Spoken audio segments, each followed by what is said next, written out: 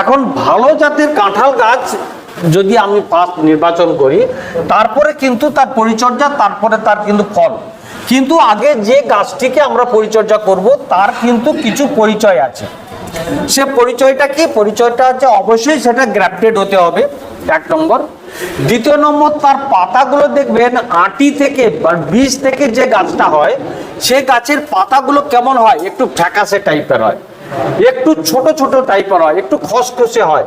উপরের ভাগটা দেখবেন অত অত কিন্তু মসৃণ হয় না। কিন্তু এই উন্নত প্রজাতির গাছের দেখবেন তার পাতাগুলো কিন্তু একটু বড় বড় হয়, কালচে সবুজ হয় এবং উপরটা খুব তেলতেলে হয়। এটা আপনারা অলরেডি বাগানে দেখেছেন। এবং কোনো নার্সারি থেকে যখন আপনি যাবেন তখন কিন্তু এই ধরনের চারাটাই কিন্তু আপনাদের দরকার। তাহলে চারাটা যখন আপনার ভালো পেয়ে গেলেন, এরপরে আপনাকে করতে হবে আপনি কিভাবে লাগাবেন এবং কোন ডিরেকশনে লাগাবেন।